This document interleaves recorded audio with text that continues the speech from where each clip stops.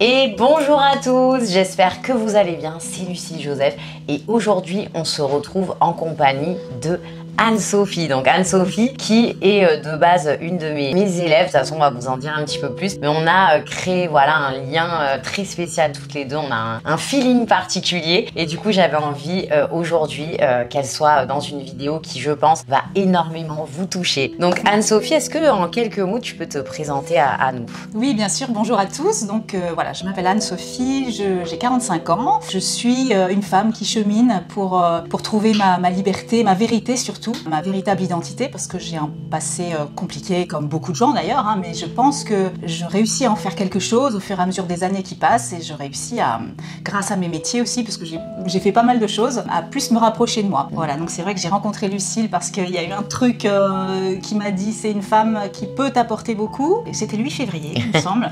C'est ça. Où on s'est appelé pour un coaching et puis là Lucille m'a carrément retourné le cerveau. En fait le coaching c'était vraiment sur les troubles, parce que vous savez que je fais aussi des consultations de troubles du comportement alimentaire. Donc là on était plus là-dessus avec Anne-Sophie. Donc toi ça fait combien d'années pour commencer que tu souffres donc particulièrement de boulimie vomitive? Alors pour répondre juste à ta question précisément, ça fait 15 ans. D'accord. Mais sinon avant, donc moi j'ai commencé clairement à 14-15 ans à vraiment beaucoup maigrir. Oui. J'ai perdu 16 kilos en 6 mois, ça a été assez fulgurant, donc là une vraie anorexie restrictive. D'accord, ouais, ça a commencé par une anorexie. Voilà, par une anorexie où j'ai été hospitalisée 2 mois parce que je suis descendue à 35 kilos. D'accord. Ça s'est arrêté au fil des années. Après il y a eu une récidive en 2007, donc j'avais 31 ans, où là j'ai replongé un peu sans m'en rendre compte, dans une espèce de privation, mais pareil sans m'en rendre compte, où j'ai perdu de nouveau du poids, mais surtout j'ai perdu ma joie. D'accord. J'ai perdu ma joie, alors je suis chanteuse d'opéra en fait, depuis 25 ans, je pense que le chant m'a beaucoup aidée, j'ai commencé à 21 ans à chanter, enfin en tant que professionnelle, sinon je chantais toute petite déjà. D'accord, et c'est ce que la chanteuse elle disait justement. Oui, ma maman me filmait quand j'étais petite, j'ai même chanté avant de parler. D'accord. Même quand je suis née, la sage-femme a dit à ma mère, vous en ferez une chanteuse. Ah, c'est incroyable. Ouais, je pense que je devais pousser des cris bizarres, je ne sais pas. Mais j'ai décidé de me tourner vers l'opéra pour crier de manière saine. J'avais envie de crier en contrôlant quelque chose. En fait, c'est une maladie du contrôle, hein, l'anorexie, la boulimie, tout ça. Donc j'avais envie de contrôler mon cri. Que je pouvais pas sortir de moi-même, donc je me suis dit je vais me tourner vers l'opéra, et puis ma grand-mère chantait à l'opéra aussi, donc il y a un peu de gène héréditaire. D'accord. Et donc à l'âge de 31 ans j'ai commencé à plus avoir envie de chanter, et ça c'était un signe pas très bon.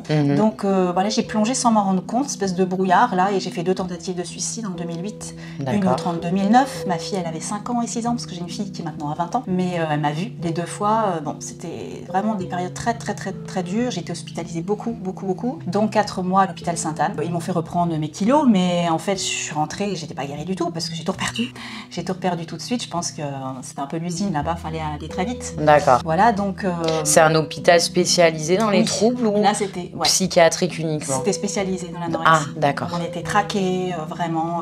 C'est des méthodes ouais, c'était quand même très spéciales. Il n'y avait pas d'amour, c'était vraiment traité comme des chiens. Je crois que ça a quand même changé aujourd'hui, tu penses pas? Je sais pas trop, je ne sais pas trop. Il paraît que oui, déjà c'est plus les mêmes médecins, mais j'espère qu'ils font des progrès sur la Vous pouvez nous dire en commentaire pour des personnes qui auraient fait des centres spécialisés pour anorexiques ou boulimiques ou autres, nous dire un petit peu comment ça s'est passé pour vous et comment ça se passe. Moi ça m'intéresse beaucoup. Il y a peu d'immersion je trouve dans ces services au niveau des reportages. Si tu remarques, on en a peu. Maintenant, par respect pour les gens, j'ai pas des bons souvenirs, hormis le fait que j'ai été cadrée et structurée sur, par exemple, les repas ou les quantités dans les assiettes. Mais après, tout ce qui était autour, moi je me souviens de punitions, on était punis si on bougeait, si on s'étirait, si on bougeait le doigt. Surtout que moi je suis hyperactive, donc c'était très dur. Mais bon, c'était un passage obligé, j'étais aussi sous médicaments très forts. Après je suis sortie et je me suis tournée vers l'hypnose un peu par hasard. J'ai rencontré une hypnothérapeute, je dis bon bah allez hop, j'ai tout essayé parce que je me dis bah l'hypnose, tiens je vais essayer. Bon alors j'ai essayé et ça a été assez spectaculaire. D'accord. T'as réussi à lâcher prise? Alors oui, lâcher prise, tu vois, en même temps je sais pas trop ce que ça veut dire, mais c'est surtout que j'ai repris une autre maîtrise de moi, différente. Je suis devenue plus actrice de ma vie que subir... Mais tu as été réceptive, je veux dire, à la méthode. Oui, parce que, moi, des témoignages que j'ai, et pareil, vous pouvez nous dire en commentaire, il y a des gens très réceptifs à l'hypnose, dont moi, je pense, par exemple, puisque la SMR, tout ça, la séance qu'on avait fait ensemble, j'étais très réceptive. Et je pense qu'il y a des gens qui, comme dès le départ, sont un petit peu, tu sais, réfractaires, un peu bloqués. Je pense qu'ils n'arrivent pas à, voilà, lâcher ce truc-là. J'ai pas eu l'impression de lâcher en fait pendant ma thérapie. D'accord. Mais ça s'est fait quand même. Mais ça s'est fait quand même. Ok, donc, super intéressant. Je me suis débarrassée vite de mes médicaments. J'ai fait confiance à la thérapeute aussi. Et puis j'ai pu. Alors j'avais déjà commencé à me faire vomir depuis 2007. D'accord. Ça s'est d'un coup transformé en. D'un coup j'ai eu faim quoi. J'ai pas compris le passage entre l'anorexie pure et le tournant à la boulimie. J'ai pas vu le truc venir. C'est apparemment 80% des cas qui se tournent d'un passage anorexique plus ou moins long se transformera ensuite en boulimie, parce que je pense que c'est le corps tout simplement qui te réclame des nutriments, qui est sous-alimenté. Et là, il aurait fallu que ton mental soit encore plus et encore plus, mais on atteint tous à un moment donné des limites. Voilà. Et tant mieux peut-être quelque part aussi. Parce que l'anorexie, j'ai l'impression que c'est plus compliqué de s'en sortir. Alors il n'y a pas de comparaison à faire, mais que la boulimie qui quand même te transforme aussi physiquement, hein, c'est sûr, mais peut-être va te dégrader d'une autre façon et donc tu vas un peu plus avoir envie de t'en sortir, tu es moins dans cette spirale. Exactement. En fait. Les anorexiques sont très peu en demande par exemple. Elles ne demandent pas d'aide parce qu'elles pensent qu'elles sont... on a le compliment en fait à la base des proches ou des entourages qui nous disent « Ah, t'as minci, ça te va super bien » et quelque part c'est un encouragement pour la continuité. Exactement. Et une fois qu'il y a plus le compliment, il y a la plainte et quelque part le fait d'attirer cette attention-là qui devient une addiction, le fait d'attirer cette attention aussi. C'est ça. Donc c'est vrai qu'après moi je me suis dit il y a quelque chose qui va pas, faut que quand même je prenne en main les choses. Et puis le fait de trouver aussi, de vomir, je me suis dit chouette, je peux manger ce que je veux. Et là c'est parti. Mais c'est ça qui m'a provoqué les tentatives de suicide aussi, hein, parce que je me suis dit ok, je suis partie dans un cycle infernal, je ne sais plus comment m'en sortir. Exactement. Donc un grand désespoir et puis après je me suis relevée petit à petit grâce à l'hypnose, je pense vraiment. J'ai commencé la musculation. Est-ce que tu pourras nous donner le nom de ta thérapeute que je mettrai en barre de commentaires d'informations, d'accord, si ça peut aider. Mais bien sûr, mais elle est très très peu connue parce que c'est une femme justement qui veut pas être... pas trop être mise en avant. Mais je peux lui donner son nom sans problème. D'accord. Elle est au fin fond de l'Aveyron, à la limite sans eau, électricité. Ouais, mais tant mieux, est-ce qu'on n'a pas besoin de ça à un moment donné aussi, tu vois, juste de s'isoler en fait. Mais ça, tu nous en parleras un peu après avec ton voyage. Voilà. Mais est-ce que tu peux nous dire, si tu le souhaites ou pas, t'es pas du tout obligé, mais à la base, qu'est-ce qui s'est passé dans ta vie pour que tu sois comme ça? Je suis tout à fait ouverte avec ça. Quand j'avais 4 ans, à partir de l'âge de 4 ans à peu près jusqu'à l'âge de 7 ans, donc pendant quasiment tous les week-ends, je subissais des fellations de la part de mon grand-père paternel, voilà, quand j'allais chez eux. Donc, vous imaginez, pour un enfant qui... En fait, j'ai regardé mon carnet de santé récemment parce que j'ai changé de médecin et je voyais que ma maman et les médecins mettaient douleurs gastriques inexpliquées. Donc, j'avais déjà des douleurs à l'estomac qui, à l'âge de 5 ans et à l'âge de 7 ans, n'étaient pas expliquées par les médecins, ils ne comprenaient pas. Donc, même si un enfant, il pense que c'est normal, mon corps disait, c'est un truc qui va pas, quoi. J'ai été la petite fille gentille, toujours. Mon grand-père dit, on veut la garder celle-là. Après, j'avais un frère de 18 mois, de moins que moi, qui, lui, il le détestait. Je pense qu'il a dû voir des choses. Il a dû comprendre. Il a dû même voir, je pense. Ouais. Parce que dès qu'il a su que j'ai fait la Les enfants sont très... je trouve, ils comprennent énormément de choses. Ils sont plus attentifs à certaines choses qu'adultes, où ils vont percevoir et vite être angoissés par des choses qu'ils peuvent voir, ou une tension dans un appartement, dans une maison, ils vont tout de suite le ressentir. Voilà, donc ça a duré longtemps cette histoire, et ma grand-mère était dans le coup aussi, parce qu'il lui donnait de l'argent pour pas qu'elle parle, donc j'étais au milieu d'un marché financier, là. Effroyable. J'avais pas de sécurité déjà chez mes parents qui étaient en conflit permanent. J'avais peur que mon père tue ma mère, donc déjà que je les entendais se disputer tous les soirs et je me sentais pas bien chez moi, je me suis dit au moins j'ai mes grands-parents, jusqu'au jour où ma grand-mère est venue se coucher dans mon lit en me disant ton grand-père me dit que je cache de l'argent, elle pleurait sur moi et je me suis dit mais j'ai plus de sécurité quoi. Ouais. Je pense que le sentiment d'insécurité m'a figé en fait, ça m'a figé, ça m'a terrorisé, figé et forcément le cerveau, c'est comme si j'ai un trou en fait, j'ai un trou dans le cerveau. Donc après, est-ce que je me suis dit est-ce que je reste dans l'injustice, dans la colère, dans la frustration, dans la tristesse, ou est-ce que je décide d'en faire quelque chose? Ça c'était le grand questionnement de ma vie. Le chant, donc là ça a été déjà quelque chose, j'ai pu en faire quelque chose, dans l'autodérision aussi, parce que voilà, sur scène, mon metteur en scène m'a fait faire plusieurs fois avec l'anorexie quelque chose de rigolo en montrant mes bras qui étaient tout maigres à l'époque, mais je me montrais devant une centaine de personnes ou plus. C'est quelque chose qui t'aidait? Ça m'aidait beaucoup de dédramatiser ça. D'accord. Ouais.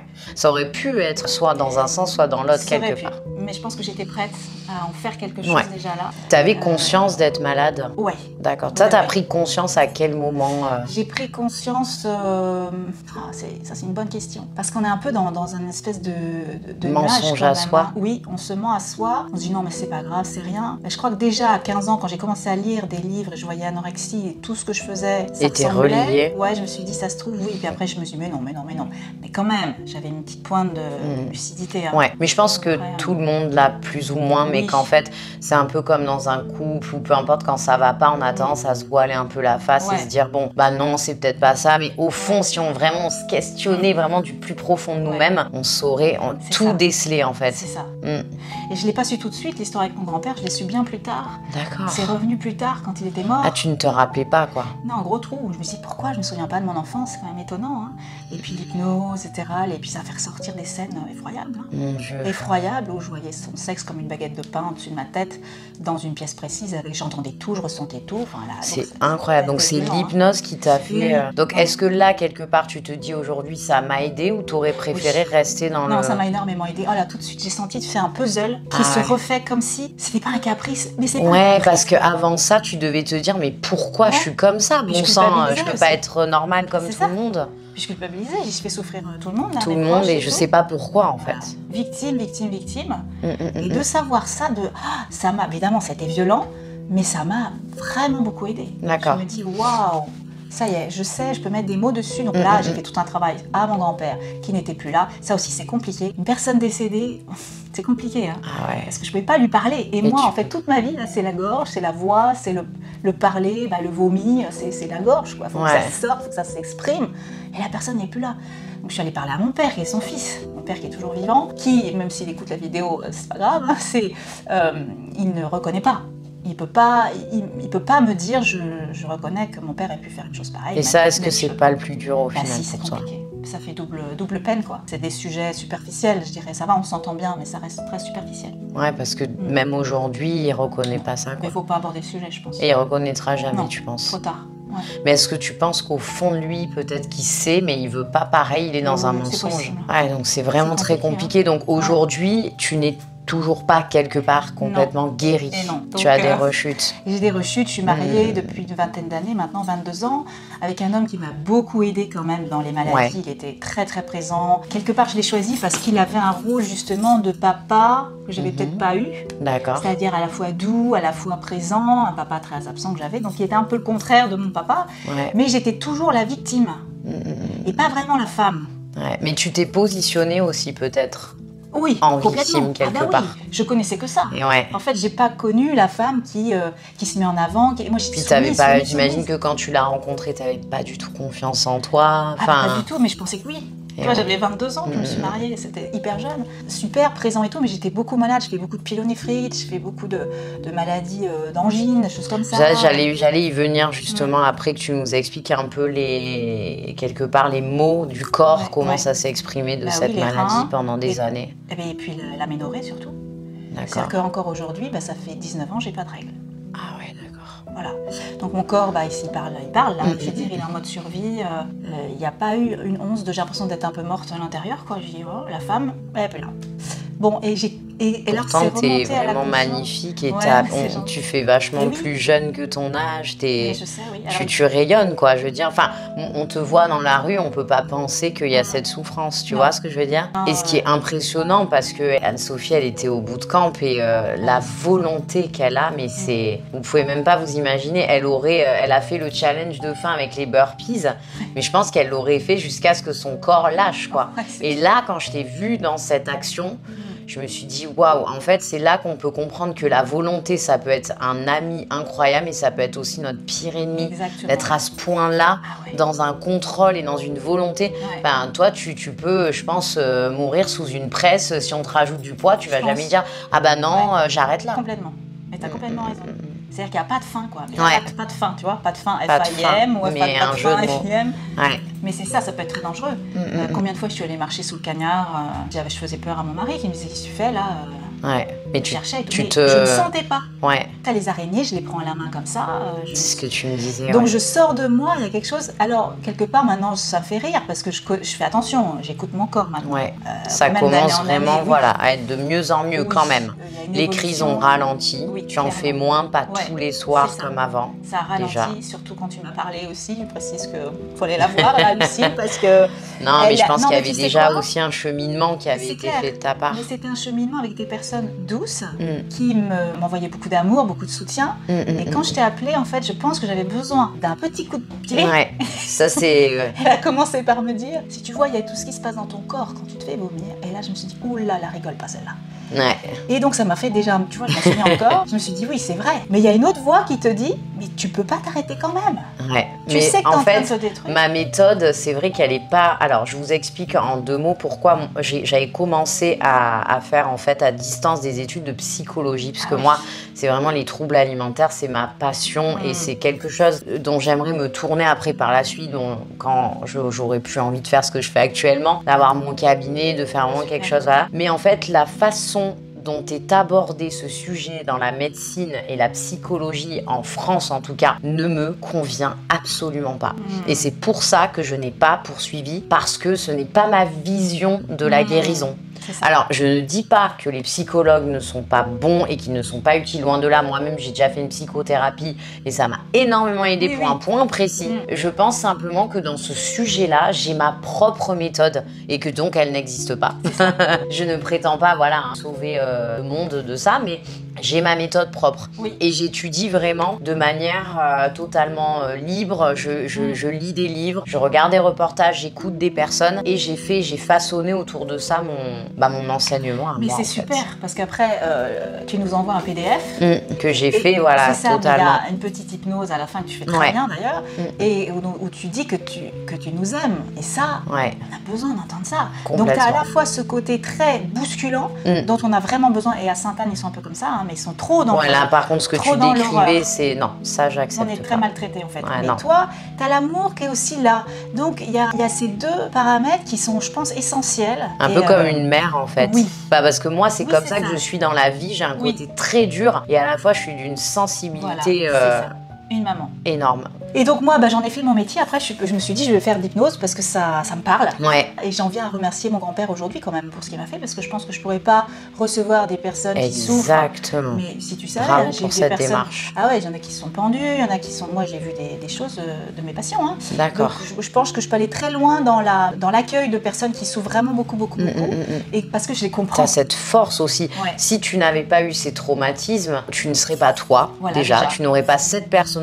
Tu ne serais peut-être pas aussi pétillante, tu n'aurais pas fait ce métier, tu serais pas toi. Alors, bien sûr qu'on ne souhaite à personne de vivre ça, mais est-ce qu'on préfère se dire à un moment donné, je vais me servir de ce qui m'est arrivé pour en faire une force et pour essayer de vivre une vie qui n'est pas commune parce que j'ai une histoire qui ne l'est pas, plutôt que de mettre fin à ces jours et d'en arrêter là. Mais tu es passé effectivement par ces moments très très sombres qui doivent faire partie aussi de ton histoire. Oui, complètement, parce que j'étais seule là. J'étais seule et je ne voyais plus d'issue du tout. Et tu sais, quand tu es là, tu te dis, bon, non, ça t'accable, tu subis le truc, tu subis la maladie, en fait. Et tu n'avais pas de proches à ce moment-là, vraiment très proches de toi, pour juste te prendre dans les bras et te dire, ça va aller, je vais t'aider. C'est ça aussi qui a fait que t'es tombée aussi bas. Parce que t'aurais eu un papa, une maman, des gens très présents, tu l'aurais peut-être pas fait. Non, il paraît que, parce que moi j'étais dans le coma, pour ma 2e tentative de suicide, on m'a dit que ma maman avait pris déjà des billets de train pour aller je sais pas où, et elle est allée quand même, malgré le fait que j'étais en train de mourir. Donc même si ma mère, elle est comme ça, ma mère elle a ses fragilités, je l'adore, ma mère elle est aussi très proche. De toute façon, on n'est pas là pour juger, moi je précise que personne ne jugera personne. Chacun fait de son mieux et voilà, c'est pas le but de la vidéo de juger qui que ce soit, mais c'est sûr qu'on peut que avoir des réactions parce que nous-mêmes on est maman, donc on lâcherait tout et on courrait même à pied, parce que c'est quand ça paraît bizarre. Ça paraît, mais on n'est pas dans la vie des personnes. Non, voilà, tout à fait. C'est ça. Et donc voilà, depuis donc, je suis hypnothérapeute et je travaille sur la voix des gens aussi en spécialisation. Voilà. J'en ai bien besoin, je crois. Est-ce que tu peux m'enlever ma voix de camionneur et me mettre une petite voix toute douce Voilà, et puis le chant, moi j'avais envie quand même de montrer au public. Bien sûr. Ce que ça m'a permis de faire dans l'autodérision de l'opéra. J'ai envie de vous chanter l'air de la Castafiore dans Tintin. Tout le monde connaît Tintin. Et la Castafiore, donc, qui correspond à Faust de Gounod. Et donc, au lieu du prénom Marguerite, je vais mettre Anne-Sophie. Ça va être difficile pour moi, mais je vais mettre Anne-Sophie. Et vous allez voir qu'elle se regarde dans un miroir, en fait, et elle se dit qu'elle est... c'est vraiment elle, qu'elle est belle, en fait, que c'est une princesse, qu'elle est fille d'un roi. Voilà. D'accord. Donc, je vais chanter ça. On t'écoute. Oh, je ris de me voir si belle en ce miroir. Oh, je ris de me voir si belle en ce miroir. Est-ce toi, Anne-Sophie? Est-ce toi? Réponds-moi, réponds-moi. Réponds vite. Non, non. Waouh, sublime. Quelle puissance! Et Mariah Carey à côté, elle a qu'à bien se tenir. Hein, magnifique, punaise. Je crois vraiment que c'est l'issue pour aller bien. Ouais. Et du coup, pour revenir à ce qu'on disait tout à l'heure, quelles ont été les conséquences un petit peu physiques de quasiment 20 ans de troubles au final? Qu'est-ce que tu as eu? Alors alors les dents. J'ai des belles dents aujourd'hui et tu m'avais envoyé l'avant-après que tu m'avais autorisé de mettre. Ça c'était les dernières années 2018, 2019, 2020. Je ne pouvais plus sourire sans me dire c'est la cata. J'avais des dents qui devenaient très fines. Alors c'est normal, c'est l'acidité. Sachez que ça peut faire pareil avec des boissons Coca et compagnie. Clair. Donc boire avec une paille quand c'est de temps en temps, mais éviter parce que ça ronge complètement la dent. Et je le dis à moi-même, c'est ce qui m'a fait vachement arrêter. Tu m'étonnes. Et on peut plus, c'est irréversible ça. Les mailles, c'est irréversible. J'avais beaucoup de sensibilité, j'arrivais plus à croquer. Et tu m'étonnes. Donc j'arrivais plus à manger, à me nourrir et surtout à sourire, c'est quand même horrible. Et surtout dans ton métier, c'est sur la voix. Donc si je peux plus ouvrir la bouche, et comme la bouche, moi, c'est tout mon passé. Tout mon passé, c'est dans ma bouche. Voilà, ça commençait dans la bouche. Donc j'ai économisé de l'argent. Je suis allée faire des devis à Paris pour des couronnes dentaires et c'était 20 000 € les couronnes dentaires en France. Donc je n'avais pas l'argent. Donc je suis allée voir à Budapest. C'est ce que tu m'avais dit. Et Budapest, 8 000 € pour faire 24 couronnes. J'ai fait tout refaire mes dents en 7 jours. J'ai souffert et je me suis même dit plus jamais de boulimie, de vomissement parce que j'ai tellement eu mal dans le crâne, dans les sinus, ils m'ont limé toutes les dents quand même pour m'en remettre en 7 jours en plus. Il y a une force qui te pousse à continuer et en même temps cette force, si tu la retiens trop, je pense que déjà ça crée une frustration qui va se ressentir ailleurs ou qui va s'amplifier à un autre moment. Et je pense que c'est pas sain non plus de retenir ça. Donc c'est des nouvelles mécaniques à trouver, mais le problème quand dans ton cas tu t'es construit, tu t'es fait avec cette maladie, quelque part elle fait partie de toi, intégrante. Sans elle, est-ce que tu te sentirais pas seule aussi? Il y a de ça. Parce que quand ça fait 2-3 ans, c'est autre chose que quand ça fait une vingtaine d'années, c'est vraiment... Et là, il y a tout à déconstruire, à reconstruire. Au lieu de la crise, il faut faire d'autres choses. Il faut que le cerveau associe ce moment d'angoisse à autre chose. Et c'est là toute la difficulté du travail qu'on a fait, qu'on continue à faire d'ailleurs. Mais du coup, parce que les troubles alimentaires, tu me dis si je me trompe, il y a un côté qui est négatif, il y a 90% on va dire peut-être de négatif, mais il y a aussi énormément de positifs que tu trouves dedans et dont tu n'as pas envie de te séparer parce que quelque part c'est ce bien-être que tu as trouvé pour te faire du bien en fait. Et je pense que si certaines regardent et qui vivent ça se reconnaîtront si je dis que c'est comme une jouissance. Et vomir est même plus agréable pour moi que de manger finalement. C'est-à-dire que je jouis en vomissant, il y a quelque chose qui se libère. C'est fou d'en arriver là quand même et c'est très lié à la sexualité bien sûr, quelque chose de très sexuel là-dedans. Bien sûr. Donc, tu te prives de jouissance, en fait, c'est compliqué. Tu vois, et se lâcher du contrôle. Donc si aussi j'ai trop de contrôle la journée, voilà, je sais que le soir ça pète. Aussi ça, c'est que ça commence dès le matin. Qu'est-ce que je décide? Ou est-ce que c'est la décision vraiment? Ou est-ce que c'est un état d'être? Tu vois, faire des choses comme ça aujourd'hui, j'y pense pas du tout, quoi. C'est comme si ça me nourrissait d'exprimer et de parler de ça. Ça vient remplir ce vide intérieur qui a pas besoin après d'aller... je le sens, c'est drôle. Dès que tu m'as proposé, je l'ai senti. Je dis de toute façon là, ce jour-là, je serai super bien. Et donc j'ai décidé de partir à Bali effectivement 3 semaines. semaines au mois de mai. En fait, justement, Anne-Sophie, on avait beaucoup parlé de ça. Et moi, je lui ai dit, je pense que là, dans ta vie, il faut un changement à tout point de vue, un truc genre radical. Je sais pas, je vais me élever des moutons dans la Drôme provençale, enfin, j'en sais rien.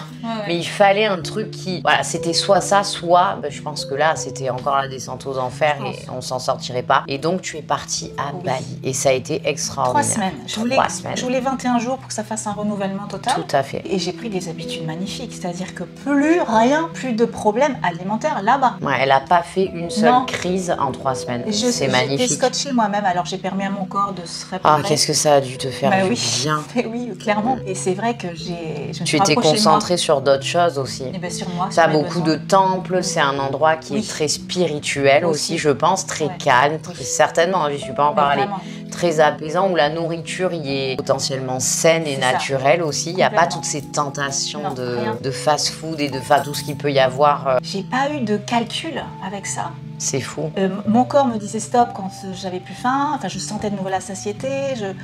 Et je pouvais avoir du temps. J'ai dit, mais j'ai plein de temps en fait. C'est génial. J'ai du temps pour écrire. J'ai écrit beaucoup. Une 30aine de pages, ou même un peu plus, 40 pages. J'écrivais. Ça, c'est très bien d'écrire. C'est très bien. C'est vraiment écrivez pour extérioriser. C'est tellement important. Et puis, on n'y revient pas forcément à ce qu'on a écrit. Ah, je balance.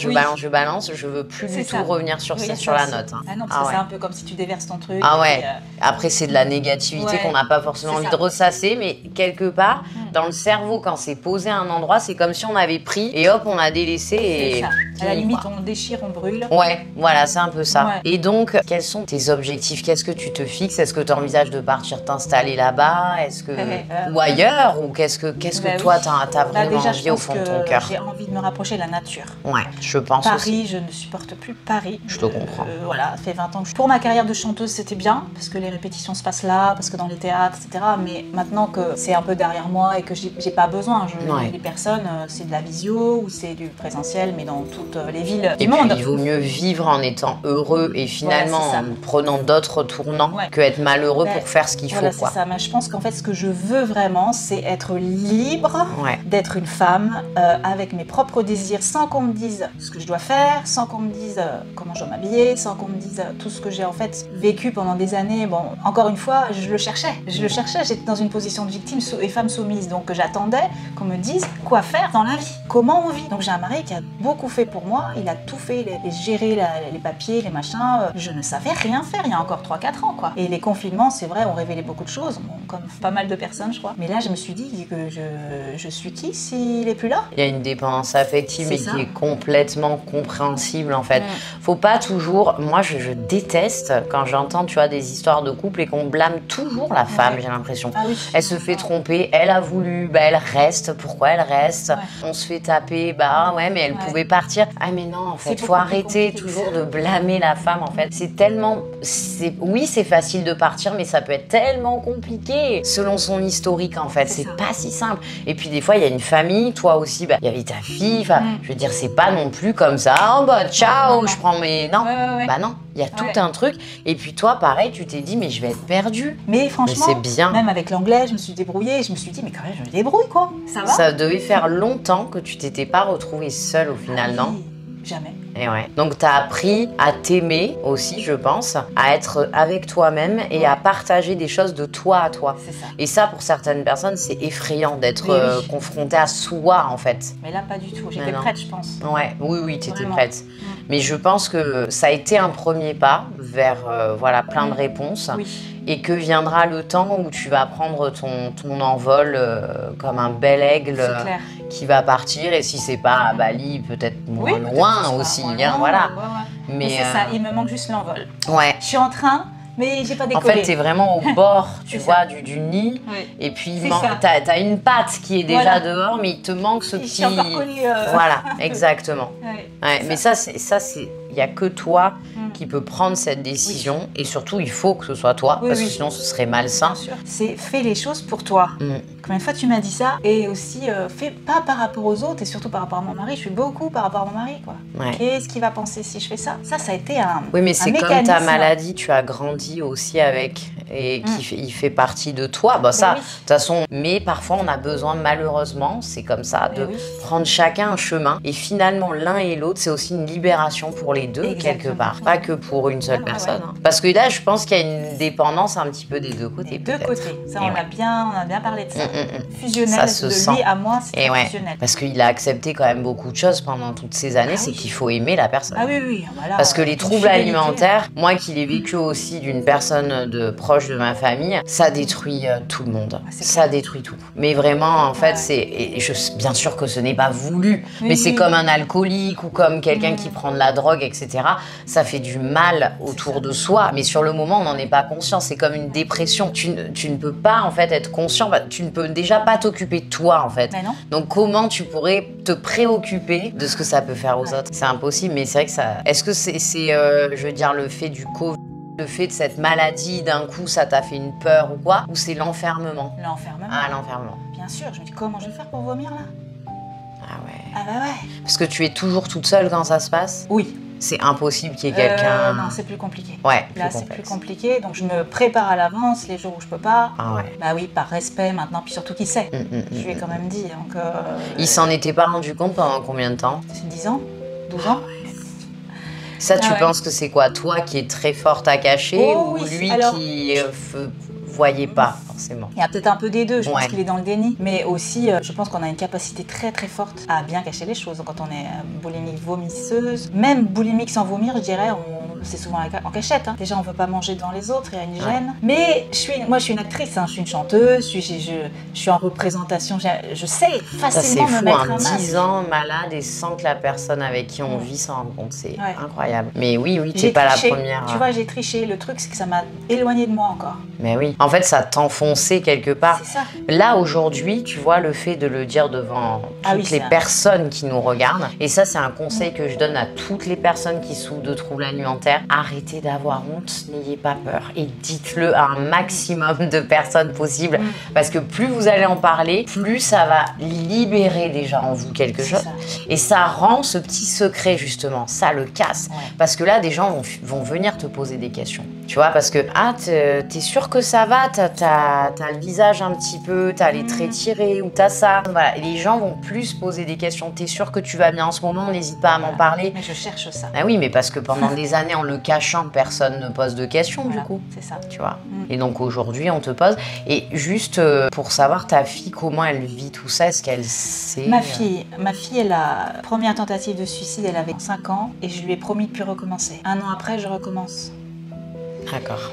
Donc ça a été très dur pour elle pendant des années où elle m'en voulait. Elle m'a dit, maman, tu m'avais promis et t'as pas tenu ta promesse.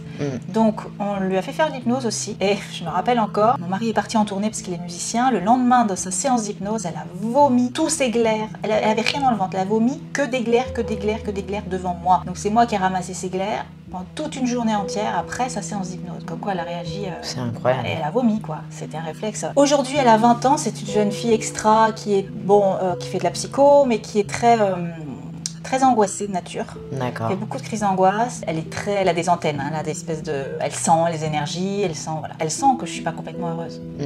Mais c'est elle aussi qui souvent me dit, maman, mais parfois elle me dit, j'ai 2 mamans. J'en ai une, elle voit, c'est comme si elle voyait que j'ai 2 côtés. J'ai un côté qui se lâche, se détend, c'est la vraie Anso, entre guillemets, c'est quand je m'accepte et quand je m'aime bien. Et il y a l'autre qui triche un peu pour se faire bien voir. Et là, elle voit les 2, elle sent les 2, et donc elle me le dit. Elle me dit, maman, j'ai 2 mamans. Et il y en a une qui triche, qui est pas heureuse dans le fond. Et c'est quand je triche que là, après, tu peux être sûre qu'il y a des vomissements après. Elle vomit aussi? Non. Toi? Moi. Uniquement. Mais elle a pas de trouble? Non, elle a pas trop, elle a même peur de vomir. Et elle t'a jamais vu ou quoi que ce soit à ce niveau-là?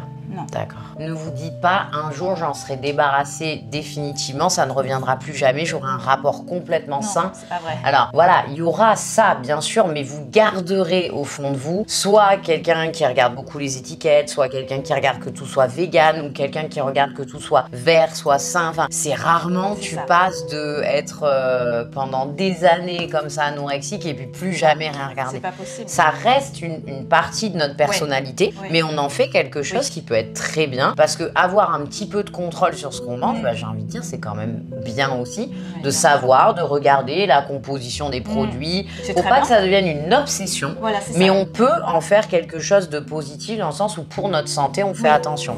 Donc voilà, c'est pas... Effectivement, on garde une fragilité. Oui, et elle revient dans les pires moments. C'est ça. Voilà, elle peut revenir, il faut se dire que ça restera quelque chose en nous qui peut revenir. C'est ça. Voilà, c'est jamais vraiment parti. C'est un peu, malheureusement, j'ai envie de dire, comme un cancer où à tout moment, on peut te dire, il y a une récidive ou il y a une métastase quelque part. Il faut toujours, et c'est pour ça qu'on fait des examens réguliers, mais j'ai envie de dire qu'avec les TCA, c'est pareil en fait. C'est un cancer qui malheureusement ne se soigne peut-être pas aussi bien finalement. Et on peut pas donner un médicament. Quand vous allez voir un psychiatre qui vous conseille un traitement, alors je dis pas que ça ne marche pas parce que j'ai certaines de mes élèves prennent un traitement. C'est un peu comme les mêmes traitements que tu as pour l'addiction, voilà tout ça. Mais ça va pas foncièrement vous empêcher de faire des crises ou vous remettre à manger comme ça du jour au lendemain. Non. C'est pas un miracle. De toute façon, ça reste dans la famille des antidépresseurs. Voilà. Il n'y a pas de produit. Tiens, prends et puis tu vas plus jamais vomir. Mais non. Et non. Ça reste des antidépresseurs et ça, il faut faire très attention d'être vraiment accompagné parce que toi, tu en as pris quand tu étais des neuroleptiques même. C'est-à-dire quelque chose qui t'enlève toutes tes émotions. Oh là là. J'étais un robot. Donc je savais plus si j'aimais mon mari, ma fille. Je savais plus si j'aimais les gens. Je ne rêvais plus. Je dormais. J'étais un légume. Je parlais comme ça. Mais on peut être très dépendant de ces choses-là. Oui, j'ai eu peur d'arrêter. Alors quand j'ai arrêté, grâce à l'hypnose, pendant 6 mois, j'ai pas dormi. Mais quand je dis j'ai pas dormi, j'étais sur scène. Je me souviens, je faisais les dialogues des Carmélites, qui est un opéra où on reste debout, on est habillé en bonne sœur. On reste debout des heures, mais je dormais sur scène. J'ai limite que je tombais dans les pommes. Et je ne dormais plus. J'ai donc pendant 6 mois, j'ai quand même tenu parce que j'étais bien accompagnée par cette hypnothérapeute qui m'a dit surtout ne recommence pas. Le corps s'habitue à dormir tout seul. Et le jour où j'ai réussi à dormir toute seule, je me suis parce que tu prenais aussi des somnifères, j'imagine. Non, mais c'était des neuroleptiques qui te font ça dormir. Endort. Mais toute la journée, t'as envie de dormir, quoi. En fait, la nuit, c'est sûr que tu te lèves pas aux toilettes, ça c'est clair, c'est un sommeil tellement, voilà. Et la journée, t'es vaseux, quoi. Enfin, moi, c'est un trou dans ma tête. Je me souviens pas de cette période et je pense que ça m'a poussé aussi les médicaments à aller jusqu'au après, on n'est pas en train de diaboliser tous les traitements psychiatriques qui existent. Il y en a qui sont très aidants. Voilà, attention à ne pas aller automatiquement vers ça, parce qu'il y a quand même des psychiatres, et je vous le dis en connaissance de cause, à qui on expose un petit truc et puis de suite il y a l'ordonnance. Au bout de 20 minutes de consultation. Même pas, j'en ai eu moins. Je suis pas sûre qu'on puisse donner du Xanax comme ça en 3 secondes. C'est quand même des médicaments qui sont hyper forts. Alors oui, si on reste sur des 10 mg, ça va pas être dramatique. Mais qui dit que la personne va pas elle-même en prendre plus pour se soulager? Et ça devient comme une drogue, hein. C'est comme un pétard tous les soirs. C'est pareil. Mais en fait, c'est pareil. On n'enlève toujours pas la dépendance. Non, mais non. En fait, la dépendance, elle s'enlève, il faut du jour au lendemain. Alors voilà, pourquoi moi, je m'entends pas non plus avec les psychologues et les psychiatres, c'est parce que moi, ma méthode, c'est l'arrêt total. Et là, j'ai un de mes proches qui a arrêté de fumer, c'est l'arrêt total, en fait. On passe d'un paquet, je vous le dis, à rien. C'est ça. Rien. Il n'y a pas. Mais voilà, il n'y a pas de CBD, de vapoter. Et la cigarette électronique, pareil, grosse connerie. Tu restes 3 ans avec ça. Mais c'est pareil alors. On s'en sort jamais. Non, il faut, je vous jure, une addiction, c'est du jour au lendemain. Voilà, il n'y a que ça. Pour les TCA, c'est un peu différent. On ne peut pas forcément. On peut essayer. Quand tu as un trou dans le cerveau. Mais voilà, toi, dans ton cas précis, non. Dans d'autres cas, je peux vous assurer que j'ai déjà fait ça avec une de mes élèves et ça a fonctionné. Alors, je dis pas que dans 10 ans, il n'y aura pas une petite récidive. On ne sait pas, tu vois, imagine. Mais si elle fait une crise par an, c'est pas non plus...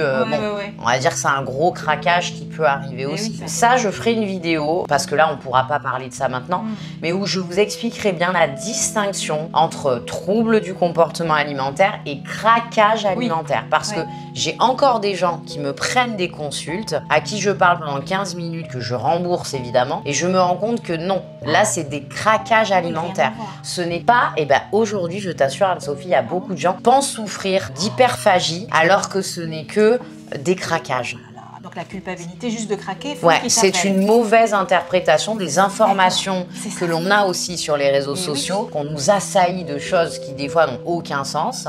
Et du coup, ne vous inquiétez pas, ça je vous prépare une vidéo hyper complète pour que vous puissiez vous auto-diagnostiquer sur vos troubles. Parce qu'un psychiatre peut le faire, mais vous pouvez le faire par vous-même avec les éléments que je vous donnerai.